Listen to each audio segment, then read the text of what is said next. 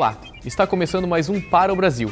Matérias produzidas pela TV Univale que foram ao ar em nível nacional pelo canal Futura. Veja o que é destaque nessa edição. O continente gelado bem perto daqui.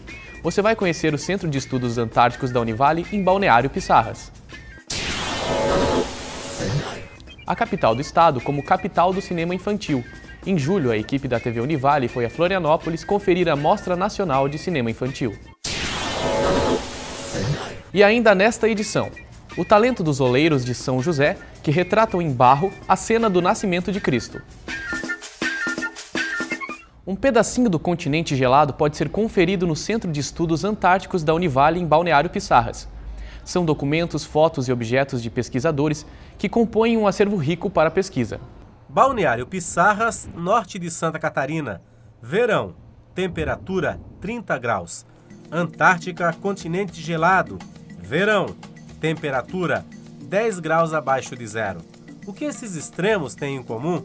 É aqui na unidade da Univale, nesse município catarinense, que está instalado o Centro de Estudos Antárticos.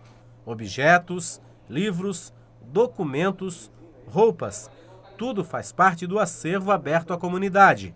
O Centro de Estudos Antárticos, que está aqui em Pissarras, nesse prédio da universidade, ele tem esse centro de visitação, que é um mini museu, um local onde pode se receber turmas, grupos, turistas, alunos, em que são explanados todo o processo antártico, o que é o continente antártico, e aqui também mantido todo o arquivo antártico, um arquivo histórico que veio desde o antigo Instituto Brasileiro de Estudos Antárticos, que é anterior ao Programa Antártico Brasileiro e que está sendo tutelado pela Univale através do CEANTAR. Então todo esse trabalho está sendo feito aqui. O centro é uma extensão da base da Unesco na Antártica, referência para pesquisa e para conhecimento de um continente que ainda tem muito a ser desvendado. O Centro de Estudos Antárticos ele tem como objetivo a promoção do continente antártico, todos os projetos que são desenvolvidos lá, já em consonância com o Programa Antártico Brasileiro. E um dos principais projetos, e que é um dos principais motivos da criação do CEANTAR aqui na Univale, é a administração da Base Antártica Universal. A proposta que partiu aqui da Univale, da criação, na verdade, da utilização de um espaço junto da base chilena Presidente Frei, para se ter uma representação da Unesco na Antártica, a primeira representação, na verdade, da ONU em todo o continente antártico, que está se dando através de uma proposta efetuada pela Univale.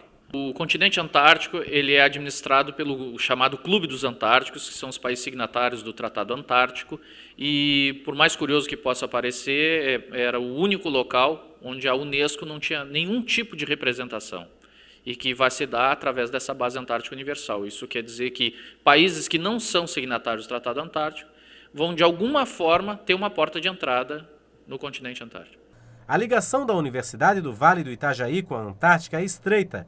Em outro campus, em Penha, cidade vizinha a Balneário Pissarras, os mais famosos habitantes do continente antártico têm um local especial para a recuperação, depois da longa viagem até o Brasil. Os projetos de pesquisa sobre o continente também estão ganhando espaço entre professores e alunos. Doutor em Engenharia de Produção, com foco em sustentabilidade, o professor Alexandre Lerípio realiza viagens frequentes à Antártica. Faz um trabalho de gestão ambiental na base brasileira Comandante Ferraz. Isso envolve, por exemplo, geração de resíduos, envolve a emissão atmosférica, que inclusive é o trabalho de um orientando meu, Gustavo, que nos acompanhou esse ano. Efluentes vindos do esgoto doméstico, óleo que pode vazar, enfim, uma série de atividades que nós desenvolvemos e que podem causar impacto. Nós identificamos todas elas, priorizamos com base em critérios do tipo severidade, magnitude, frequência de ocorrência desses impactos e chegamos a uma lista de 128 aspectos e impactos considerados significativos. A partir daí, e aí já chegando no inverno, no período de 2010, março a novembro de 2010, nós elaboramos toda uma documentação em parceria com a Marinha, com o Ministério do Meio Ambiente, uma documentação que buscasse monitorar esses impactos. Gustavo vai se formar em Engenharia Ambiental. Encarou o desafio e as baixas temperaturas para fazer da Antártica o campo de pesquisa. Lá, fez a medição da emissão dos gases do efeito estufa na estação brasileira e pesquisou os impactos ambientais num continente que já sofre a interferência do homem. Para mim, conhecer a Antártica foi uma experiência única. Do lado profissional, participar desse projeto com o professor Leripio, ficar num intensivo com ele durante um mês ali, aprendi bastante, aprendi muito. Conheci a Antártica, não vou dizer que é um sonho muito antigo, mas esse sonho foi nascendo aos poucos. Há 2 anos, 1 ano e meio, quando eu soube que estava rolando esse projeto de SGA aqui, comecei a ficar mais antenado e eu tive que entrar com o meu projeto de graduação, né, meu trabalho de conclusão de curso, que eu estou finalizando a engenharia ambiental agora, metade do ano. E quando chegou na data eu estava meio perdido, não sabia para onde ir, estava com umas ideias legais na cabeça, mas não sabia onde implantar. Foi que eu procurei o professor Leripio, o professor Poletti também, e o que sugeri eles é esse meu projeto, né? Eu levantei as fontes e coletei dados para quantificar essas emissões. Os dados são tempo de funcionamento de motores, combustível, quantidade de litros de combustível utilizados, basicamente isso, ou quilos de, porque lá tem, dando exemplo, tem incinerador, daí quantidade de lixo que é incinerado naquele incinerador e através de modelos matemáticos eu consigo ter uma base de quanto que está sendo emitido de gases de efeito estufa lá, focando mais ali no ambiente que está mais preservado, acho que é o local mais preservado no mundo ainda, mesmo não sendo 100%, mas é o mais preservado com certeza. Pô, a gente vê foca, aqueles pinguins, baleia, as nuvens, né? Pôr do sol, nascer do sol lá é único, com certeza, é único. Em fevereiro de 2012, a base do Brasil na Antártica pegou fogo, fazendo vítimas e destruindo boa parte do acervo de pesquisa, inclusive de professores e alunos da Univale. O incêndio na estação Comandante Ferraz do Brasil, na Antártica, causou muita dor por causa da morte dos oficiais da Marinha e também perdas para a pesquisa brasileira. O professor Alexandre Leripio coordena uma equipe da Universidade do Vale do Itajaí que faz um trabalho de gestão ambiental na Antártica. Professor, que perdas, além das vidas, né, que são importantes, a pesquisa brasileira teve? Bom, antes de mais nada, há que se considerar que, no momento, todos nós, consternados justamente pela perda do que se pode chamar de heróis antárticos, ainda pouco conseguimos raciocinar, refletir e planejar o que será daqui para frente. Mas o que se pode esperar é a reconstrução da nossa estação antártica, a retomada das pesquisas.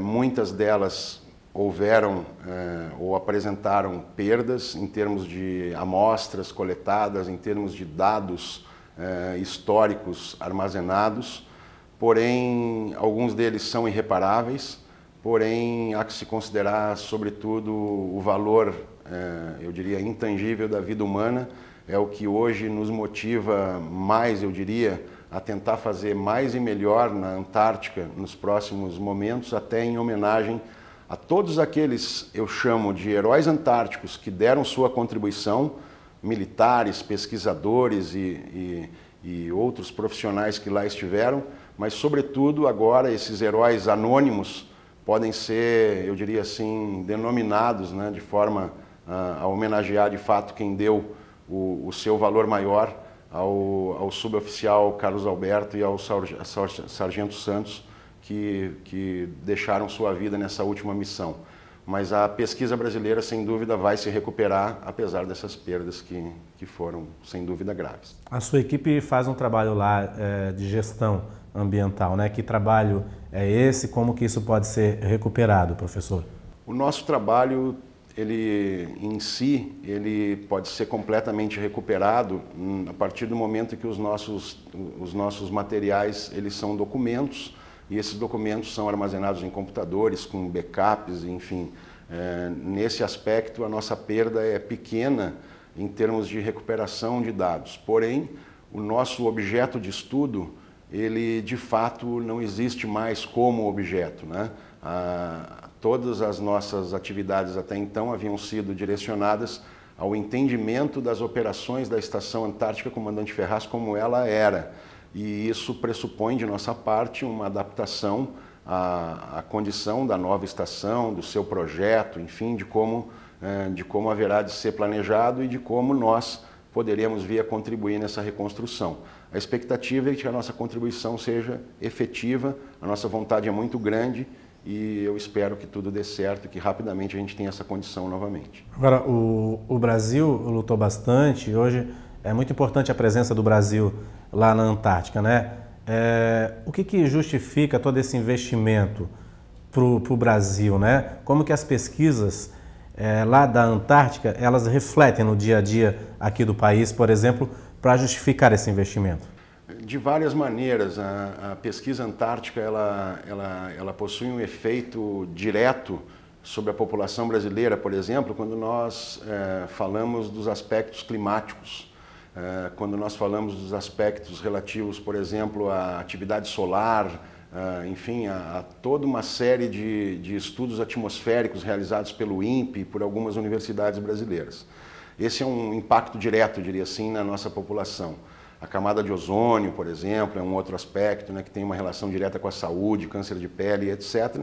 Além de uma série de outros estudos que focalizam a biodiversidade marinha, que é fantástica na Antártica, e que, inclusive, não que essa seja a motivação, mas que existem excelentes aplicações potenciais de algumas descobertas antárticas nos setores médicos, enfim, industriais, e que, sem dúvida, podem trazer não só benefícios à população brasileira, como benefícios mundiais, considerando que lá na Antártica, eu posso dizer que é um lugar peculiar no mundo em termos de ciência, porque, conforme a professora Terezinha Abscher, da Universidade Federal do Paraná, gosta de mencionar, a Antártica é um dos poucos lugares onde o cientista brasileiro não deve nada a nenhum cientista de outra parte do mundo, ou seja, a nossa pesquisa antártica é de alto nível e ela deve ser fortalecida e apoiada pela população, sobretudo por causa disso. Ok, professor. Muito obrigado aí pelas suas informações. Agradeço pela oportunidade e quero aqui uma homenagem final aos heróis que nos deixaram.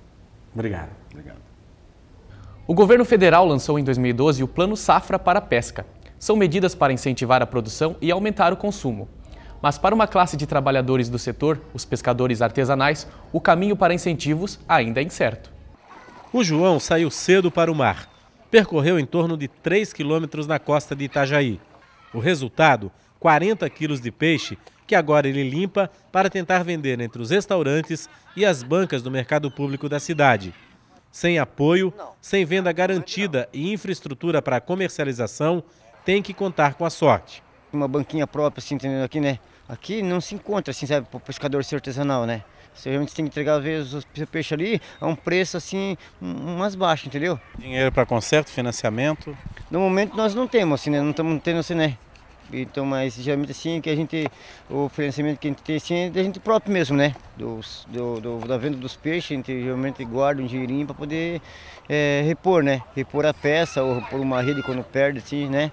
Mas se provavelmente não tivesse um plano bom para a gente, para o pescador, assim, né?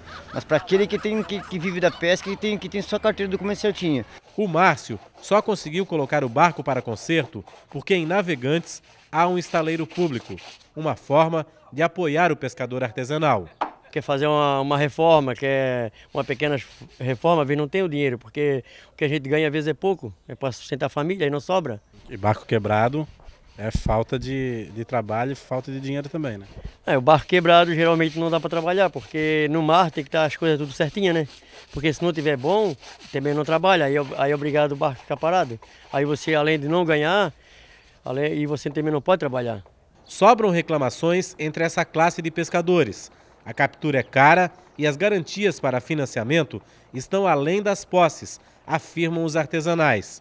No Plano Safra, o governo promete crédito com condições facilitadas para pescadores com renda de até R$ 160 mil por ano e aquicultores com renda de até R$ 360 mil por ano. O governo promete ainda microcrédito de R$ 2.500. R$ 2.500 é só para comida e o óleo e o gelo. Só para abastecer a baleeira artesanal, R$ 10 mil para sair, cara. O pescador artesanal não tem condições de estar pagando R$ 1.000 uma puxada. A puxada seria colocar no estaleiro, é isso? Colocar no estaleiro. Aí tem um estaleiro ali que suporta dois botes. Para 2 botes para 20 mil botes. Como tu vai dar incentivo? Tu vai num banco, vai tentar um empréstimo, mas não te liberam. Porque tu não tem margem de renda. A aquicultura é outro setor incluído no plano para a produção de pescado. Ela tem sido a saída para que o pescador artesanal possa garantir renda e comercialização do produto, como acontece no município de Penha, em Santa Catarina, com o cultivo do marisco. Pesquisas feitas pela Universidade do Vale do Itajaí já colocam na água também outras alternativas, como o robalo flecha, criado em cativeiro. Tendo mais uma demanda dos produtores, o setor de pesquisa aquícola vai ter que produzir mais informações, aprimorar as técnicas de produção e passar com isso aí para o produtor que realmente ele tenha um incremento na sua produtividade. Ou seja, essa demanda aí do setor produtivo, atrás de insumos, vai fazer com que a pesquisa direcione essas informações para que no final da cadeia se tenha um melhor resultado e tenha mais produtos para comercializar. Daqui a pouco você vai ver como foi a Mostra Nacional de Cinema Infantil desse ano em Florianópolis. O reforço na alfabetização e no letramento com o projeto Trilhas na Rede Municipal de Ensino de Itajaí. E os tradicionais presépios feitos de barro na Escola de Oleiros de São José. TV Univale, valorizando a cultura regional.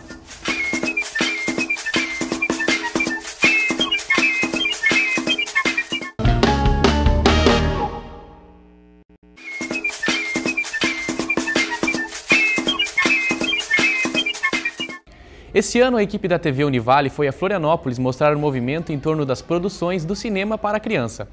A Mostra Nacional de Cinema Infantil de Florianópolis já está na 11ª edição e a cidade se consolida como a capital do cinema para esse tipo de público. A pipoca saindo e a sala de cinema lotada de crianças e também de pais.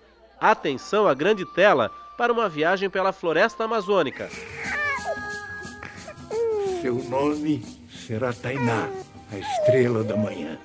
Uma viagem que uma índiazinha luta pela preservação ambiental numa aventura que mostra a realidade da selva e dos povos indígenas no último filme da trilogia Tainá, uma pré-estreia e tanto na Mostra de Cinema de Florianópolis. Quem achou a flecha azul foi ela.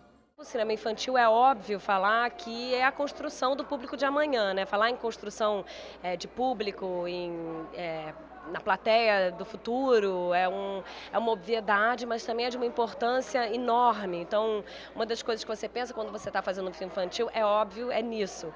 O filme é bem mais do que diversão para as crianças. Cada 2 ingressos na bilheteria, uma árvore é plantada na Amazônia. E quem vai fazer essa plantação é na cidade de Paragominas, que é um dos municípios verdes, que é a terra natal da Uiranu, onde a terra indígena dela está. E a formação dessas mudas será feita de forma certificada pelo grupo indígena dos Tembés. O Iranu Tembé, a nova Tainá, foi descoberta no interior do Pará e preparada para viver a protagonista do filme. Minha mãe é guerreira. Preparar uma criança para fazer cinema é um desafio no Brasil ainda? É interessante? Como é que é isso? A gente passou 2 anos e meio procurando a criança. Então aí esse olhar é mais profundo, porque você vai atrás da criança que já tem o potencial para desenvolver a personagem. Você, na verdade, não está atrás de uma atriz para representar uma personagem. Você está atrás da personagem. O que você mais gostou assim no filme? Foi filmar com o balão e brincar com a Laurinha e com o Igor. A história da menina Maria, que nasceu no circo, também mostra a magia de outra aventura infantil através do mundo dos espetáculos. Isso, e os braços e sorriso. A Mostra de Florianópolis é uma vitrine para diretores, animadores, talentos brasileiros e do exterior que constroem o cinema para crianças. Ter mostras segmentadas, é muito importante, eu acho, principalmente para esse universo do filme infantil. Porque é importante que a gente mostre os filmes para as crianças. E se você vai numa mostra onde o público é adulto, você não tem oportunidade de mostrar o filme para o público infantil. Além disso, a gente está fazendo toda essa produção que foi exibida na mostra ao longo desses 11 anos, nós organizamos uma caixa de DVDs e distribuímos para cineclubes, para as escolas. Então, hoje em dia, além da gente exibir os filmes, a gente faz circular também uma produção que a gente recolhe anualmente. Maria Rosa tem 10 anos e desde os 4 participa do evento. Esse ano, com uma missão especial, entrevistar e atualizar no bloguinho tudo o que acontece nos bastidores da Mostra de Cinema Infantil de Florianópolis. É a linguagem infantil para esse mesmo público. O que você acha do cinema infantil? Você que já praticamente é uma veterana aqui na mostra. Eu acho bem legal porque tem cinema e a gente fica bem interessado nos filmes porque tem bastante cultura e é bem divertido. Qual será o mistério? Vem a Pop indicar pra entender o mistério. Todo mundo vai dançar. Peixonauta, bate palma, os amigos batem o pé. E as crianças também são alvo de outro projeto, o Trilhas. Um método desenvolvido pelo Instituto Natura acelera o processo de aprendizado na leitura e no letramento das crianças. Essa ferramenta de auxílio à alfabetização é aplicada na rede pública de ensino de Itajaí.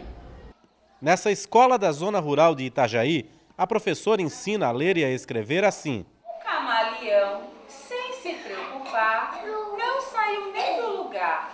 E agora? Ele está todo de fora. Mas esse bicho é o mestre do disfarce. Através da contação de história e dos jogos que compõem o material pedagógico do Trilhas, as crianças vão aos poucos decifrando os códigos, juntando consoante e vogal e entrando no mundo das palavras através da literatura. No primeiro ano das séries iniciais, quadro e giz são secundários e os livros e as histórias são ferramentas essenciais para aprender a ler e a escrever. E isso possibilita que elas desenvolvam, aprendam mesmo a intenção de ler um texto sem antes saber ler. Elas sabem que o texto apresenta para elas continuidade, significado, intencionalidade de ideias. Então isso acaba desenvolvendo no aluno um leitor, desenvolvendo ele como um bom leitor, escolhendo as suas histórias, avaliando os textos apresentados. E isso, no ambiente alfabetizador, que é de uma sala de primeiro ano, é de fundamental importância. A direção da escola passou por um treinamento para passar aos professores a proposta do projeto implantado na Rede Municipal de Ensino de Itajaí. Há uma necessidade porque nós temos o primeiro ano. E o primeiro ano vem da Escola de Educação Infantil e a gente vivia um momento em que os professores eles pensavam o que ensinar e como, qual a proposta metodológica dentro das classes desses pequenos que estão chegando, Nós temos até um projeto dentro da Secretaria que trabalha que é o Primeiros Passos. Então ele veio ao encontro de todo esse trabalho. Como é que vocês trocam essa metodologia que já existia na Secretaria para se fundir com o projeto Trilhas?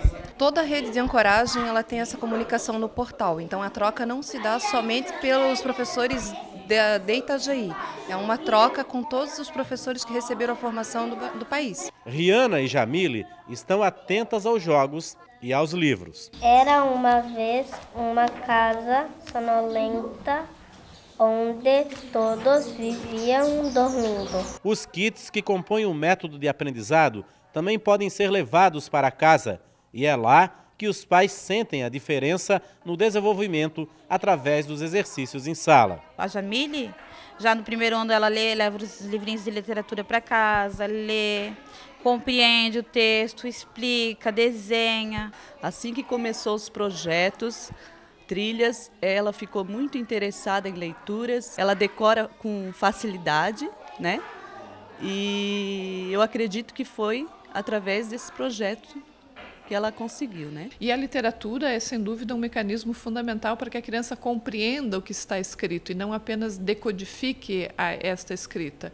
Então, isso é muito importante. Além, obviamente, de todo o conhecimento estético sensível que a literatura proporciona, porque a literatura não é só para a aprendizagem do mecanismo da leitura e da escrita, mas todo um conhecimento sensível, todo um conhecimento estético que faz parte da formação das crianças. Agora você vai conhecer o talento de pessoas que viram na tradição de fazer objetos de barro uma forma de expressar a religiosidade. A arte dos oleiros é uma herança deixada pelos açorianos que colonizaram São José. As peças produzidas formam a mais conhecida cena do cristianismo, o nascimento do menino Jesus. Conheça o talento desses artistas e até o próximo programa. Era um antigo banheiro público que se transformou num centro de arte. Aqui, a preservação dos costumes está presente em cada detalhe.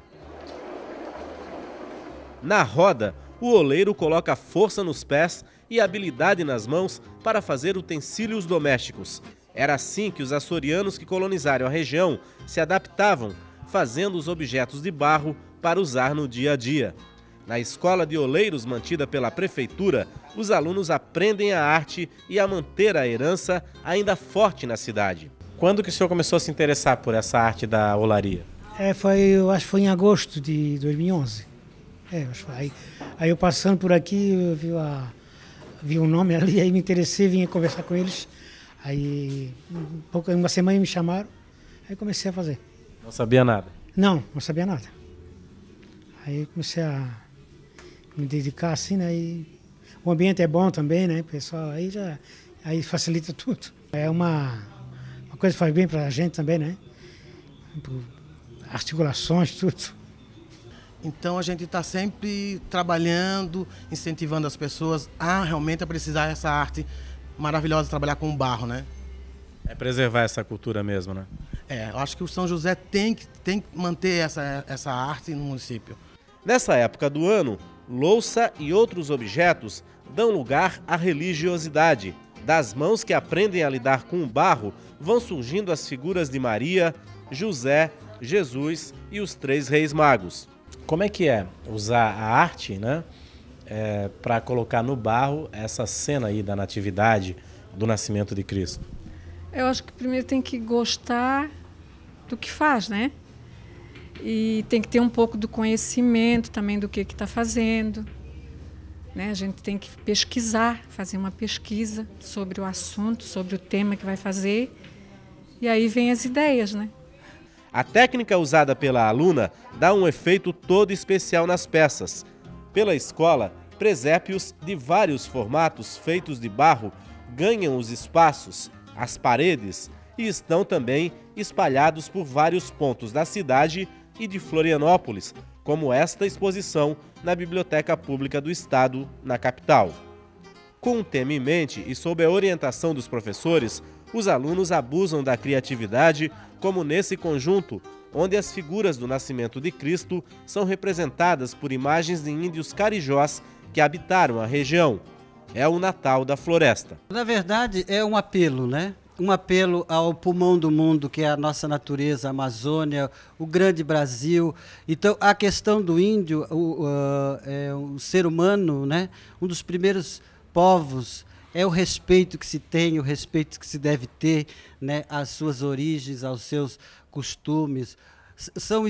Eles têm o esmero no artesanato, a sua plumagem, os cocares, toda uma riqueza, né, que foi assim meio que obstruindo durante o tempo. Então, os alunos da olaria, são 9 alunos que assinaram a composição desses presépios. Eles estão de parabéns, porque eles fizeram uma pesquisa do índio brasileiro. A sua cerâmica, a cerâmica tapajônica, a cerâmica marajoara, e trazendo para o litoral de Santa Catarina, que é a cerâmica tupi-guarani, conhecido como carijó. Então, é inusitado, né, um presépio indígena, com as suas feições, os seus traços, né, de pintura, enfim, é elevar a harmonia e a paz que eles sempre viveram, sempre trouxeram para a gente.